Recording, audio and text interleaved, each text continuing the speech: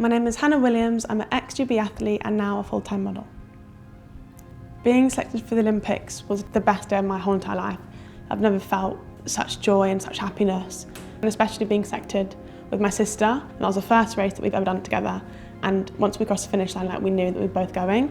It just feels like every single dream and every single day you work towards something. My whole life was leading up to this particular selection. I was told after trials that I would definitely be running, so I went to the Olympics thinking, yeah, it's going to be great, I know what race I'm running in. To then get to that day in Tokyo and be told I'm not running was like,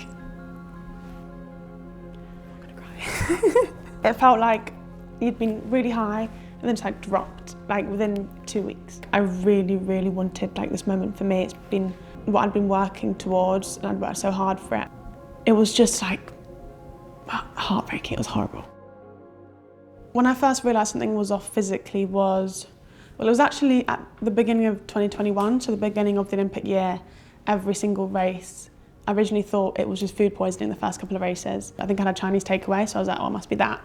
And then it kept on happening. I couldn't really touch my back, I couldn't sit back because anything on my back was just so painful. And I would just be sick half an hour, each hour for about 24 hours. A severe headache, you can't really stand up because obviously you have nothing in you. If you drink, if you eat, you're just sick. So I was just in a state for 24 to 40 hours, and then gradually it would take a week to recover to sort of be able to train again. But I'd still feel very depleted until about 2 weeks, 3 weeks after. For my final race before the Olympics, I'd actually already decided to move from the 400 to the 200 because no one knew what this was, and I knew that the 400 is severe lactic and it's very intense, the 200, but I thought I could deal with it better. The timetable, it was 3 200s in one day, so it was very back to back. I just didn't really consider that it could have been a build up of lactic all through the day. So after the final, me and my friend were driving back home and I was just I feel really bad, but it's not how I normally feel. It feels like the worst one it's been. So we went to the GP the next day, they took my bloods, and then she sent me straight to A&E because she said that your kidneys are failing, you need to go now. I was just on a drip really for about 3 days. So I was officially diagnosed with anaerobic exercise-induced kidney failure.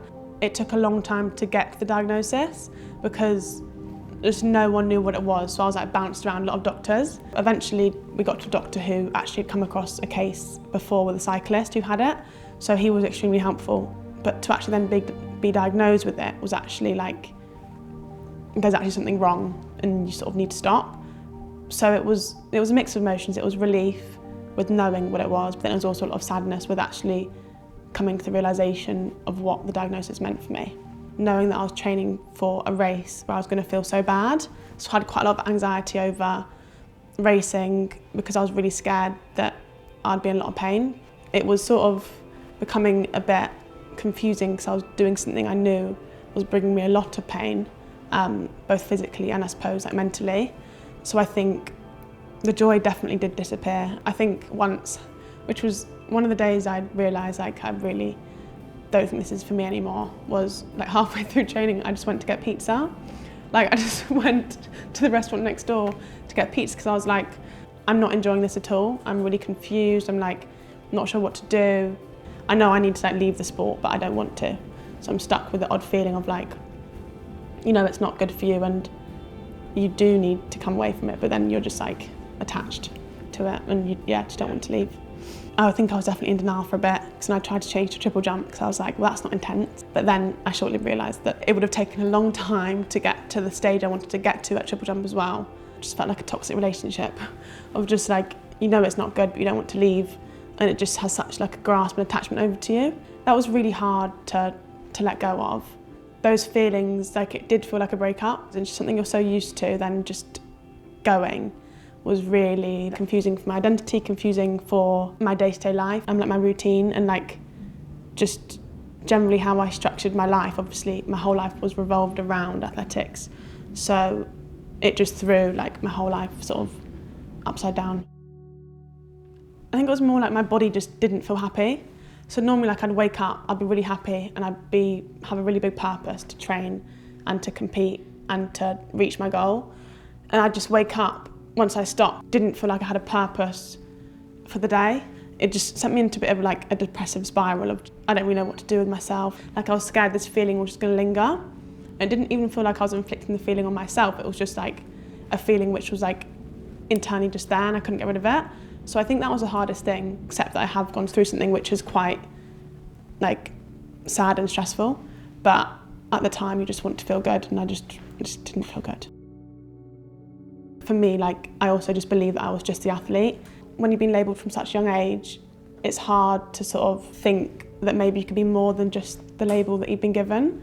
Sort of anyone was speaking to me and stuff, it was very much around athletics, and that was sort of the topic of every conversation I was having. So it also teaches you that you're interesting because you're an athlete and you're interesting because of the identity people have given to you, which has been hard to unlearn because you can obviously still reflect and be proud of what you achieved in that time, but I think living too much in the past is going to really affect your present and your future. So because I didn't fulfil all my goals I wanted to, I think I could have easily lived in the past and sort of thought that was the best time of my life. It's taught me that if things don't go to plan, it's actually okay, and sometimes it's actually even better. You're very much in control if you can adapt and learn from the situations, and I think you can do hard things and that you can transition out of things, understanding that you can close a chapter. Sometimes we do hold on to chapters for too long and then they just sour. But I definitely think trusting yourself is a big thing. I think at the time if I'd trusted in myself a bit more, I maybe wouldn't have struggled as much with the transition. Because I often think the only reason you struggle is because you can't see a way out of it. I think just with a bit more trust in myself, I would have thought, well, I'm definitely going to come out the other side of it and be better. It may not have been the original plan, but everything is going really well and I'm really proud of my transition. I'm proud of the life I've built. Life is rarely linear, but with every challenge comes new opportunity, and I do a lot of sports modelling because it does feel like sort of a new lease of life. It's very inspiring, like it's very creative. I just feel like I'm doing something that I love, just as long as I'm striving to be the best version of myself I can be. Just life in motion encompasses always pushing forward, always trying to make things better and always making the most out of the situation that you're in. Try to push yourself as much as possible. Your limits are probably much bigger than you think.